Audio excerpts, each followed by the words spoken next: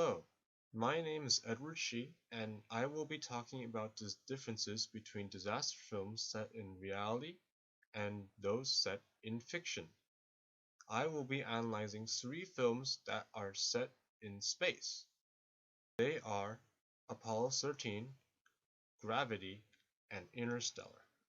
In Apollo 13, which is based on a true story, a NASA mission to the moon is interrupted when an explosion occurs on the spacecraft and stranding the astronauts in space.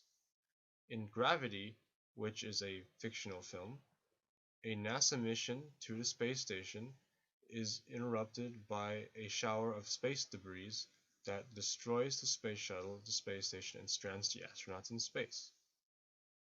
In Interstellar, several NASA expeditions to find habitable planets across the universe are stranded, and when one last expedition is sent to rescue them, it is struck by natural dangers.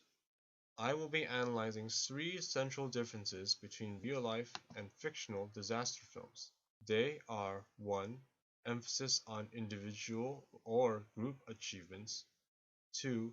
The phenomenon in which realism in a movie decreases as the less grounded the setting becomes. And 3. The use of special effects as spectacle for an audience or as support for the plot. I will be going over these differences in the order of influence that I found to be the most striking to the least.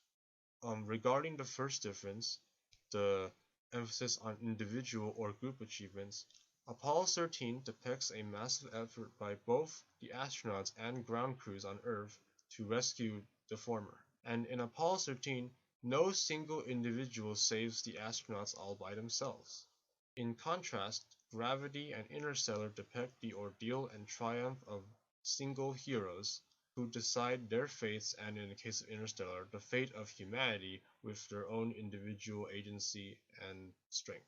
In regards to the second difference, where realism decreases the less grounded the setting becomes, I found Apollo 13 to be the most realistic because it respectfully depicts actual events which have occurred. Interstellar is the least because of how fantastical its plot is. Gravity is an in-between, using present-day technology and methods but in a fictional scenario. For example, Universe Today describes how the lifeboat procedures used by NASA to regulate the Apollo 13 astronauts' resources were accurately depicted, despite being dramatized. Regarding Gravity, one retired astronaut described that movie's depiction of how astronauts struggle to control their direction while spacewalking as "right on Vulture magazine. But in Interstellar, Time magazine reports that a lot of the science in the film is theoretically possible, but it just has not been done yet due to the fact that the feats performed in the film are impossible with current technology. Regarding the third difference of how special effects is used as either a spectacle for the audience or as support for the plot, destruction is actually not that much of a spectacle in Apollo 13, and the damage done to the spacecraft is only visible at the end of the movie. In Gravity and Interstellar, destruction of spacecraft is vividly shown as a special effects spectacle, and so this reinforces how Haney claims that disaster films are prone to, quote, spectacular images of destruction and chaos. Terror management theory appears in all three space films, most prominently in the legacy form, where people motivate themselves to survive on the hope of reuniting with their children and loved ones on Earth. In the more realistic films, such as Apollo 13 and Gravity, the astronauts use external locus to blame external factors for the disasters, and they use internal locus to raise morale and encourage each other. In contrast, in Interstellar, the heroes adhere to internal locuses believing that they can still change humanity's fate, while the villains justify their actions to impede them based on the external locus that they can't change the fate of humanity. I enjoyed Apollo 13 the most out of the three space films because of its dedication to historical accuracy and realism.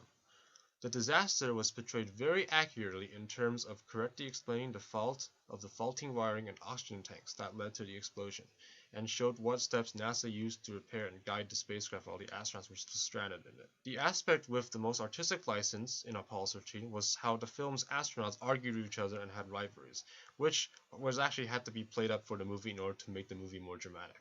Referring back to patterns of representation, something that I notice about space films is that their casts are overwhelmingly white and hardly have any representation for people of color, who are always killed to show the danger of the plot to the white astronauts.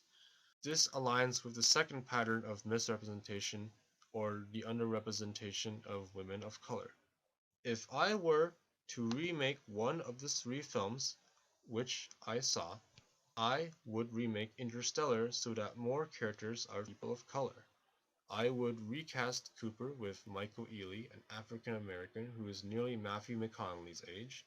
I would recast Murphy, Cooper's daughter in the film, with Kerry Washington, who was the same age as Jessica Chastain, who plays her in the movie.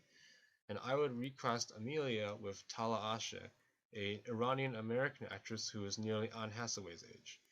And so I believe that these changes are important so that there can be at least one space film where the astronauts are not almost all white, and where the astronauts of color are not killed early in the film to demonstrate the danger posed to the white astronauts. Instead, there needs to be at least one movie where astronauts of color are portrayed as being just as competent and capable of saving the whole of humanity as white ones. And thus, I believe that there needs to be at least one film where children of color can recognize that they too can have jobs and prestigious and fulfilling and potentially capable of saving the whole world, such as being astronauts. Thank you for listening.